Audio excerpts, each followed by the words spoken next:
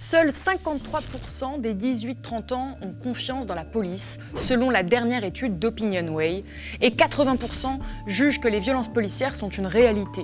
Sommes-nous arrivés dans une crise de la confiance entre la police et ses citoyens, notamment chez les jeunes générations?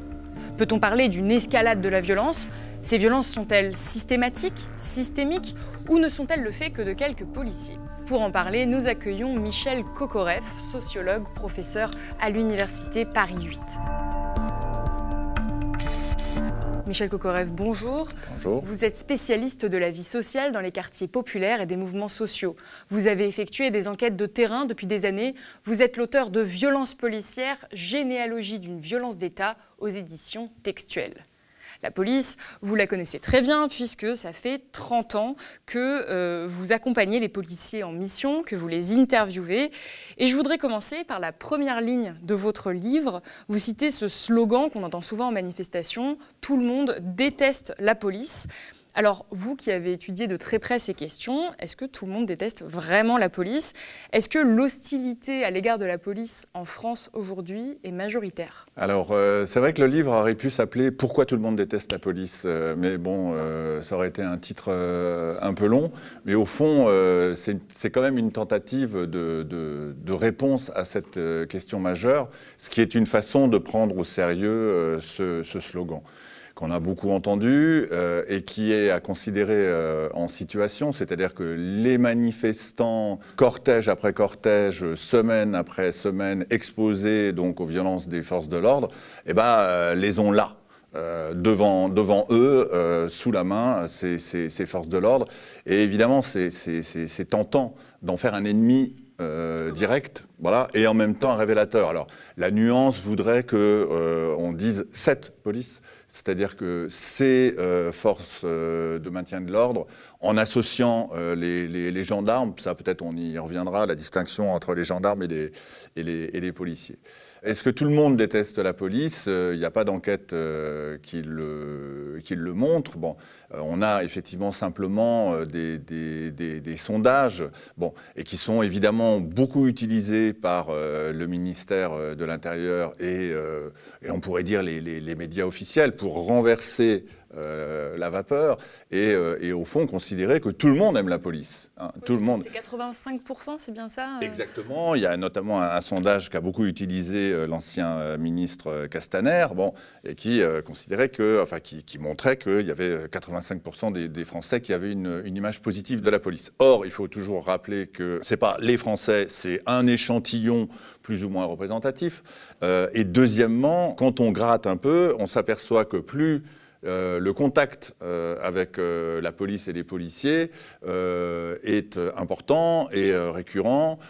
Plus les gens pénètrent dans un commissariat et plus eh bien, cette image baisse, hein, cette image positive devient négative.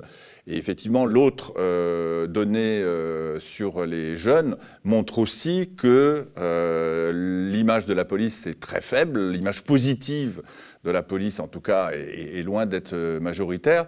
Et pour cause, parce qu'effectivement, on peut supposer que les jeunes plus que les vieux, les hommes plus que les femmes, éventuellement, sont exposés directement à la police, donc assez pratique, et éventuellement, parce que c'est pas non plus forcément naturel, à ces écarts. Donc en fait, on aurait une image plus positive de la police tant qu'on n'a pas de contact avec la police. Voilà.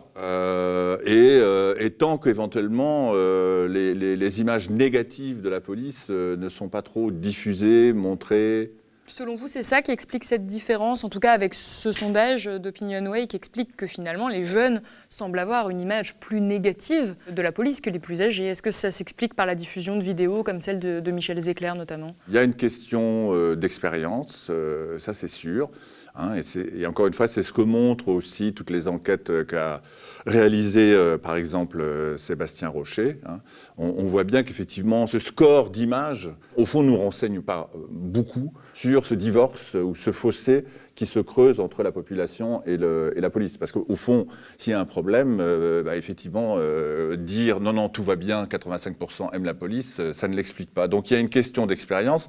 Il y a une question aussi peut-être de socialisation, c'est que rien de tel qu'une bonne charge de CRS pour socialiser une nouvelle génération. Hein, au fond, bah oui, on peut le prendre comme ça. C'était vrai au moment de la guerre d'Algérie, c'était vrai au moment de 68, bien sûr, ça a été vrai au moment du CPE, des grandes grèves de 95, et c'est vrai depuis 2016. Bon. Et effectivement, quand on assiste, on suit, on observe les manifestations comme c'est mon cas, par devoir professionnel, mais aussi par engagement citoyen, bah, on constate bien qu'il y a beaucoup de jeunes. Et notamment lors des manifestations qui étaient pas massives contre le projet de loi sur la sécurité globale, on a pu constater qu'effectivement il y avait une grande partie des manifestants qui étaient jeunes et qui d'une certaine façon faisaient ses premières armes et goûtaient à la rugosité de ces forces de l'ordre ou à la brutalité des forces de l'ordre. Et ça, je pense qu'ils en ont pour 20 ans. Bon. Quand on n'a aucun contact avec ces manifestations, quand on ne rentre pas dans un commissariat, quand on ne se fait pas contrôler parce qu'on s'appelle Mohamed ou Fatimatou,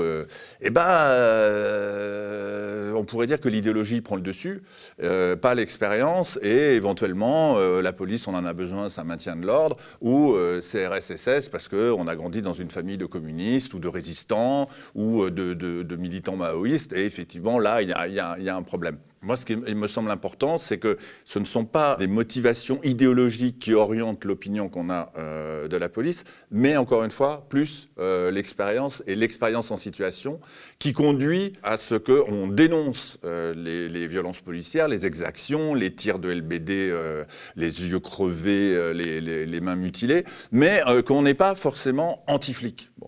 Et ça se voit d'ailleurs dans les manifestations, avec des échanges parfois un peu surréalistes entre ceux qui nassent et ceux qui sont nassés, où tout d'un coup, bon, évidemment, il y a de la provocation, il y a de l'insulte, mais en même temps, il y a, mais quand même, laissez-nous sortir, qu'est-ce que vous faites? C'est pas possible de nous nasser comme ça. Dans votre livre, vous allez plutôt loin. Vous expliquez que ces violences policières, ces exactions, elles ne sont absolument pas anecdotiques, elles sont systématiques. Et vous expliquez qu'il s'agit là d'une violence d'État. Qu'est-ce que vous entendez par violence d'État ? Alors, je vous réponds indirectement si vous me permettez. C'est-à-dire que ce qui me semble important, c'est de montrer que ces violences sont avérées, donc elles existent. C'est pas une vision de l'esprit, c'est pas du complotisme. Et deux, de montrer que c'est un phénomène récurrent, ancien, alors que je fais remonter à la Libération. Pour une raison simple, on pourrait remonter au 19e siècle, mais je repars de la Libération parce que 41, c'est la police de Vichy, donc c'est l'étatisation de la police, hein, et au fond dans un cadre qui est toujours celui en vigueur aujourd'hui, ça n'a pas changé.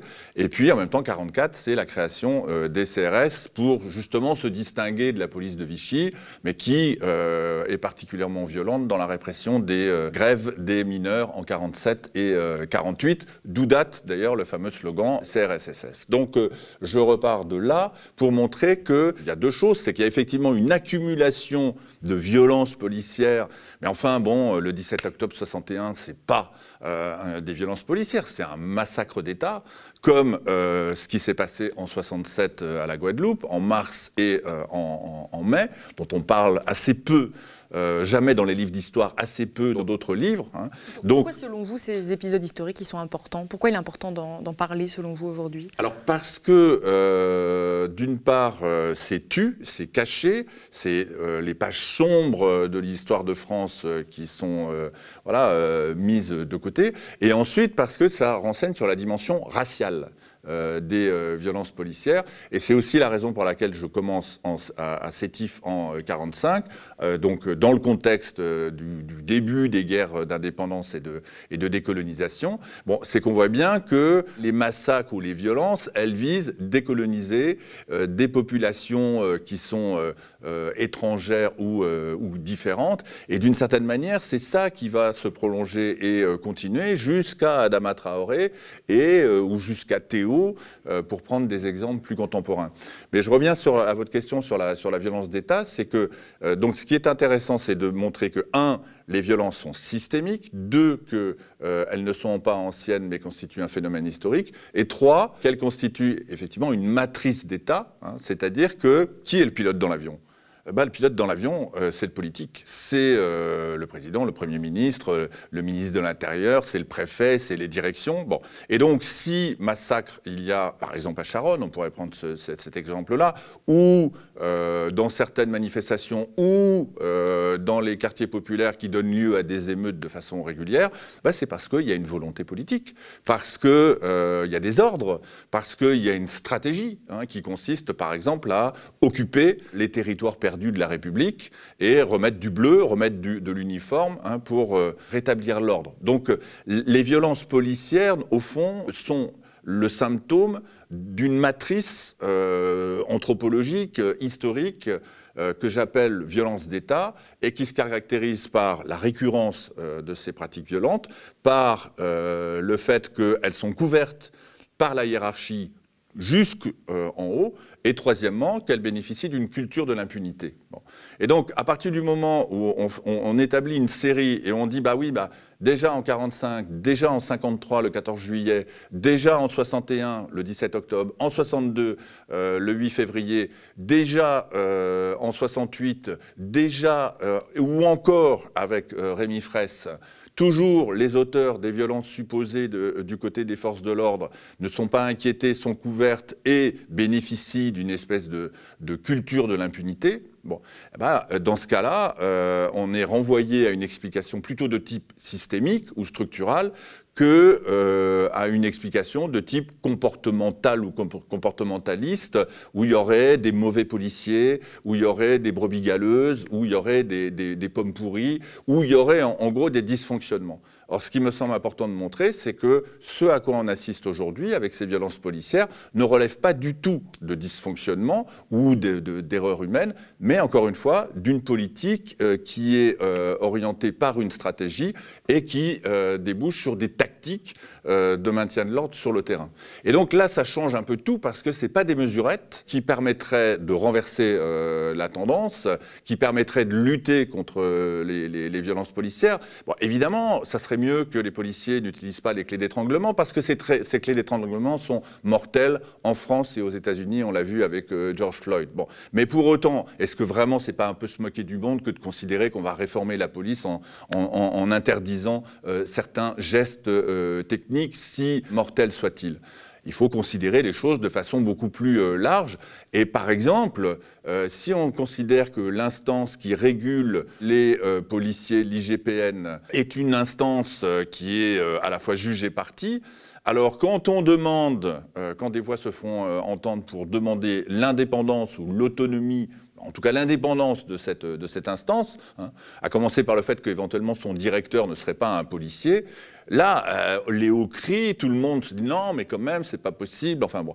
Voilà, donc ça montre bien qu'il y a une sorte de périmètre d'État qui exerce son pouvoir ou sa souveraineté et qu'il est difficile de changer. Mais alors, il y a beaucoup de personnes qui, pour justifier ce que vous qualifiez d'impunité, de déni, explique que les policiers sont au quotidien confrontés à une réalité qui est extrêmement difficile, qui est parfois différente de celle que vont dénoncer les manifestants ou voilà, toutes sortes d'individus qui ont affaire à la police au quotidien. Et donc que les policiers seraient confrontés à des violences récurrentes, qu'ils n'ont pas assez de moyens, et donc que finalement ces violences policières, elles sont inévitables au vu de la violence que eux doivent affronter. Qu'est-ce que vous répondriez à cela ? Le problème, c'est l'escalade.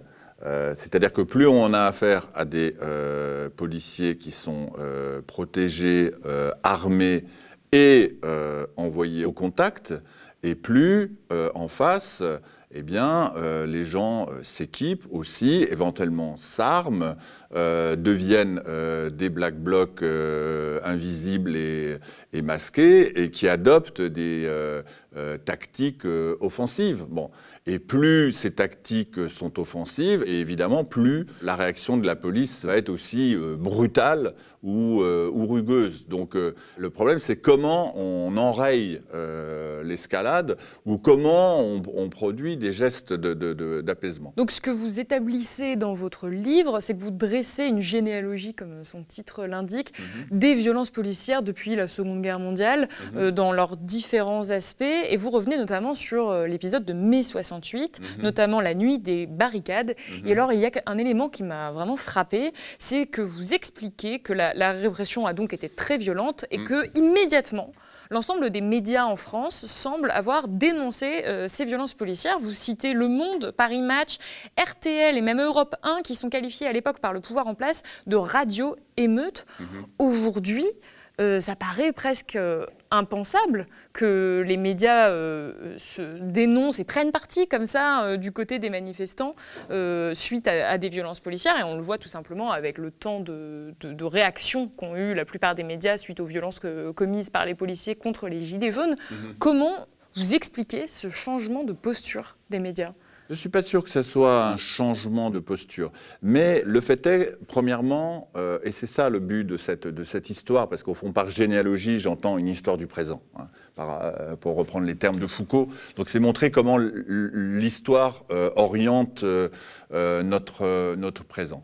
Et donc, ce qui me semble important de rappeler en 68, c'est que 68, ça n'a pas été simplement une révolution romantique, plus ou moins libertaire, un peu proche des hippies, pacifique, voilà. Ce sont des événements en mai et en juin qui ont fait effectivement énormément de blessés parce que les contacts avec la police ont été très violents dans le quartier latin, mais qui ont fait des morts aussi, si on prend en compte le mois de juin, qui ne s'est pas passé à Paris, qui ne s'est pas passé au quartier latin, mais qui s'est passé à Sochaux, à Lille, à Besançon, à Lyon, hein, et où donc en tout, il y a eu 5 personnes qui sont mortes suite à des interactions avec la police. Bon.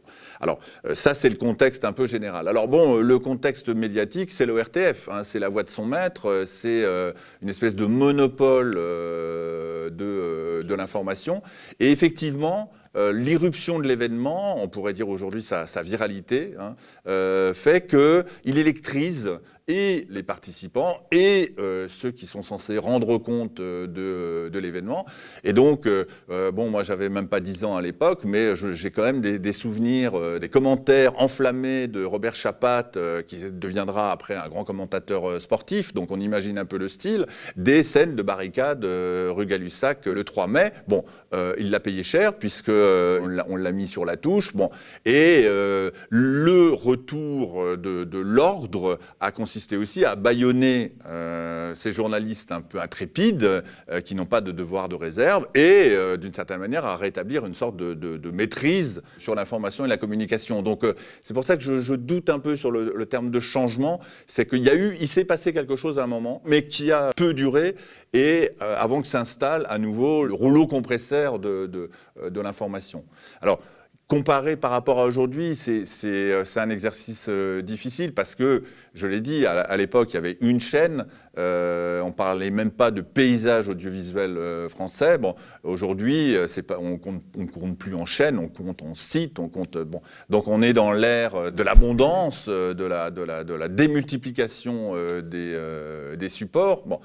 Et tant mieux d'ailleurs, puisque ce que ne font pas les médias mainstream, eh bien les réseaux sociaux y tendent. Il y a des explications de type politique très diffusées dans les milieux radicaux selon lesquels les médias sont la voix du pouvoir. Bon, avec effectivement une concentration terrible. Hein. Les médias tiennent entre peu de mains, 8 ou 9 si j'ai bien compris. Bon, et avec des collusions entre voilà, les amis de M. Macron et certains rédacteurs en chef ou présidents. Bon, il y a une deuxième explication qui est là. Et puis il y a une troisième explication qui me semble plus générale, c'est que au fond, on a beaucoup de mal à reconnaître la faute de l'État. C'est pour ça que peut-être le déni est si prégnant. Et c'est pour ça aussi que c'est difficile, malgré les images, malgré Michel Zecler, malgré tout ce qu'on pourra encore voir. C'est pour ça que c'est difficile d'y croire vraiment et de reconnaître que là, on n'est plus dans le cadre de la police républicaine, on n'est plus dans le cadre d'une violence proportionnée, mais dans la disproportion ou dans l'excès. Ce qui est difficile, c'est qu'il y a un très fort attachement des Français à l'État. Oui.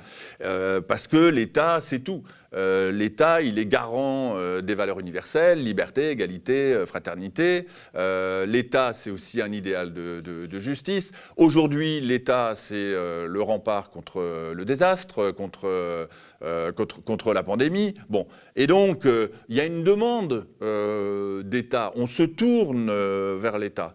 Mais c'est compliqué aussi parce qu'il y a une très grande ambivalence dans ce rapport-là, dans la mesure où, en même temps qu'on demande plus à l'État, on lui demande moins. En même temps qu'on demande un retour de l'État, par exemple dans les banlieues, hein, en même temps on lui demande d'être moins présent, de laisser plus d'autonomie, par exemple aux diverses communautés ou minorités. Hein. Bon. Et donc on est dans ce rapport d'ambivalence qui fait qu'il y a une socialisation par l'État qui relèverait presque d'une forme de pathologie, dans le sens où il est très compliqué de la vaincre et donc, au bout du compte, de reconnaître que l'État est en faute ou que l'État est synonyme de violence. Hein, parce que ça ne rentre pas, en gros, dans nos schémas. Pourtant, il faudrait bien essayer d'arrêter ça. Quand vous dites arrêter ça, vous voulez dire que c'est violent. Ce que vous expliquez dans votre livre, c'est qu'il y a une escalade de la violence. C'est qu'on est dans un maintien de l'ordre qui est de plus en plus brutal, qui est de plus en plus violent. Donc, quand vous dites comment arrêter ça, est-ce que c'est comment arrêter cette pente ascendante des violences policières ? Comment on le sait, les associations le disent, font des propositions depuis de nombreuses années. La question est en double, c'est comment arrêter ce cycle ou cette escalade de violence, mais comment aussi arrêter de distribuer des permis de tuer et arrêter effectivement cette culture de l'impunité qui est complètement contradictoire au principe de notre démocratie. Qu'est-ce que vous entendez par permis de tuer ? Permis de tuer, ça veut dire qu'au fond, quand quelqu'un tue un jeune de quartier dans le dos, sans être en légitime défense, qu'il est couvert par sa hiérarchie et qui bénéficie d'une relaxe au pénal, eh bien, on lui délivre un permis de tuer, ou on délivre à la police un permis de tuer. C'est ça ce que ça veut dire. Et d'une certaine manière, ce qu'on a vu se dérouler ces derniers mois montre que ce message est très bien entendu par la police, hein, qui a tendance d'ailleurs un peu à anticiper dans ses pratiques sur ce qui sera éventuellement légalisé par la loi. Et donc, comment arrêter ça ?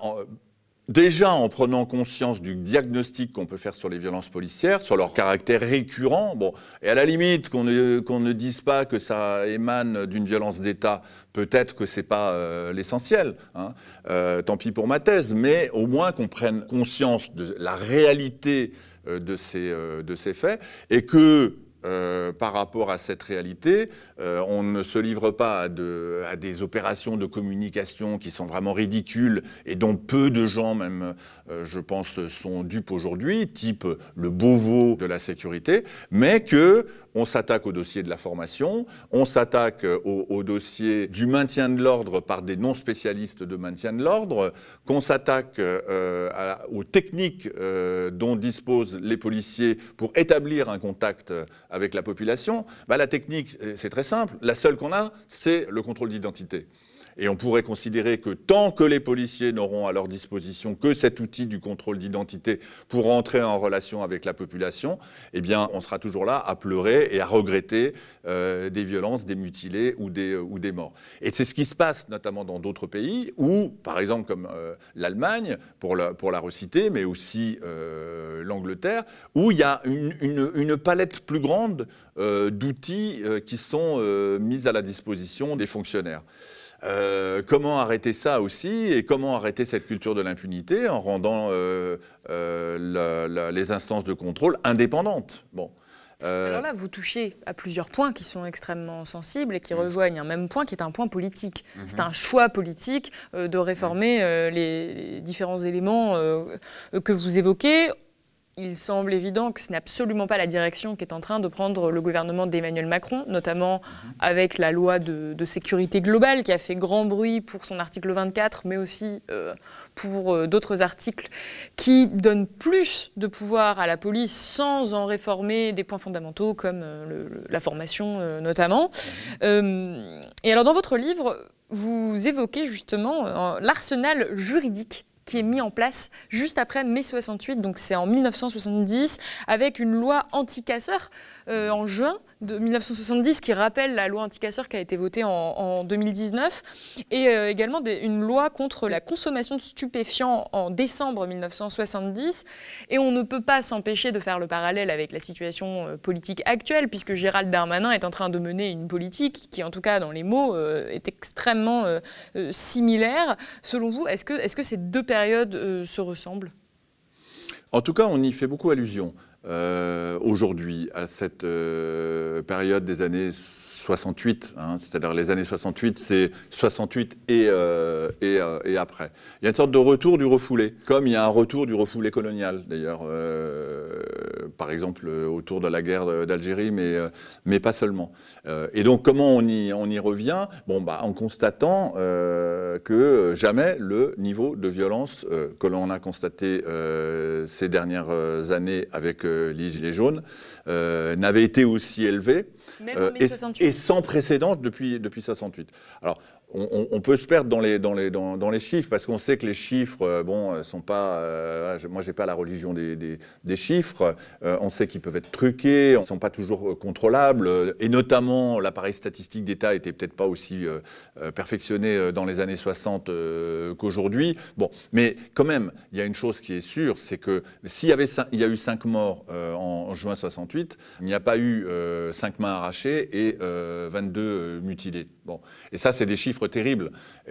Et encore moins les 300 blessés graves. Finalement, la police est plus violente. Donc, effectivement, on a l'impression que c'est sans précédent depuis 68, hein, ce à quoi on assiste aujourd'hui, mais en même temps, c'est pire.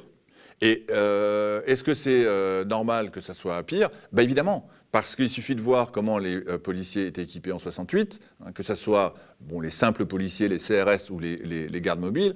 Il suffit de voir leur équipement hier. Est-ce qu'il est devenu, dans cette obsession de la protection qui a été développée par l'institution policière, bon, si on donne des tasers, des LBD ou autres armes de guerre aux fonctionnaires, ils les utilisent. 2, en situation pas comme à l'école ou comme le veut le règlement. 3, avec ce que les militaires appellent des dommages collatéraux. On pourrait dire qu'il y a à la fois des mouvements de fond qui permettent de tracer comme ça des perspectives un peu historiques, par exemple depuis 1945, et en même temps il y a des mutations, il y a des grandes transformations, et le développement, la banalisation des armes à létalité réduite, hein, je ne dirais pas non létale, parce que ça tue, mais la banalisation de ces armes à létalité réduite fait qu'au bout du compte, le niveau de violence augmente. Je ne vois pas comment ça pourrait, par quelle magie, il pourrait en être autrement. Un autre élément que vous évoquez dans votre livre, et je reprends votre mot, c'est le changement de look des policiers. Oui. Pourquoi c'est important, selon vous, cette évolution de l'esthétique presque de la police? Parce que disons que le changement de look ou le suréquipement policier, qu'il soit justifié ou pas, hein, je ne porte pas de jugement là-dessus, participe d'une tendance à la militarisation. Qu'est-ce que vous entendez par changement de look pour les... Donc, ce que j'entends par changement de look, c'est le fait que si on prend les forces de maintien de l'ordre, elles bénéficient de toute une série d'équipements qui sont contre les brûlures, contre les gaz, qui les protègent physiquement avec ce look de Robocop. Bon. Donc c'est bon, voilà, il suffit de comparer une hirondelle ou un policier des années 70 avec ce qu'ils sont aujourd'hui. On a l'impression qu'effectivement la tendance à la militarisation, elle est bien à l'œuvre. Elle est visible. Elle est visible et qu'il y a au moins cet aspect-là. Et d'ailleurs, on retrouve ça aussi bien dans le maintien de l'ordre que dans les autres corps de sécurité, par exemple dans les transports publics. Donc, il y a une tendance à la militarisation très nette qui consiste à, au fond, non plus faire du maintien de l'ordre, mais la guerre, que le vêtement incarne, que le look incarne, et effectivement, on est plus près d'un look militaire ou milicien que d'un look, par exemple celui des gardes mobiles en 68, qui portait encore la cravate, qui avait une veste. Bon, mais enfin, on se demandait, c'était un peu les taxis de la Marne de 14. Hein, les gardes mobiles de 68. Alors que maintenant, quand on les voit avec leurs armes à multi-coups, etc., rien que de les voir, ça glace. Oui, est-ce que ce changement de look n'est qu'un symptôme ou est-ce qu'il est une cause? Est-ce qu'il a aussi des conséquences? Est-ce que des manifestants pourraient devenir, par exemple, plus violents parce que les policiers sont équipés ainsi? Ça suscite la peur, mais ce n'est pas parce qu'ils sont très protégés qu'on va les embêter plus. Bon, il y a éventuellement une tactique d'affrontement avec la police pour ce qu'elle représente politiquement. Donc ce qu'on vise, c'est l'institution, c'est la totalité du corps. C'est pas ce policier présentement. Bon. Mais je pense que ce qui est surtout important, c'est comment les violences policières sont devenues un élément fédérateur des mouvements sociaux. Et ça aussi, c'est quand même très frappant. C'est-à-dire que la preuve que les violences policières sont une réalité sociale, c'est qu'elles constituent un facteur de convergence entre différentes luttes, entre différentes populations mobilisées, les jeunes dans les quartiers, les étudiants des centres-villes, les entravés des ronds-points et donc les gilets jaunes, les sans-papiers, éventuellement les ouvriers de chez Total. Bon, est-ce qu'il n'y a pas d'autres éléments fédérateurs? On pourrait se poser la question, mais force est de constater que ces violences, ou ce que représente la police, réunit, fédère. Et c'est peut-être plus ça qui me semble être en jeu que ce qui serait ramené à des trucs de cours de récréation où on jouerait aux gendarmes et aux voleurs et on essaierait éventuellement de blesser le plus possible de policiers comme les policiers ont blessé le plus possible de manifestants. Mais il est vrai que c'est un élément que vous soulevez qui peut être assez étonnant, parce qu'on a des luttes qui n'ont rien à voir entre elles, qui d'un coup se mettent à avoir le même ennemi finalement, qui est la police, tout parce que toutes ces personnes ont en commun d'être potentiellement des victimes de violences policières, ou en tout cas d'avoir été témoins de violences policières. Comme si le bleu remplaçait le bourgeois. Et ça c'est très significatif dans les quartiers populaires que j'ai étudiés, c'est qu'au fond la figure de l'État, la figure du pouvoir, c'est pas la bourgeoisie, parce que la bourgeoisie, ça renvoie au monde du travail dont sont exclus une grande partie de la population et en particulier des jeunes. L'ennemi, c'est la police. C'est lui qui représente l'État. C'est lui qui est là. C'est la dernière présence de l'État dans certains quartiers où il n'y a plus de services publics. Donc ça focalise, ça cristallise d'une certaine manière quelque chose qui n'arrive pas à se formuler par ailleurs. Et pourtant, vous le soulignez aussi dans votre livre, les policiers viennent de classes sociales qui pourraient être similaires à celles des manifestants, c'est-à-dire souvent des classes défavorisées, populaires, ouvrières. Est-ce que la police n'est pas finalement la victime de l'État?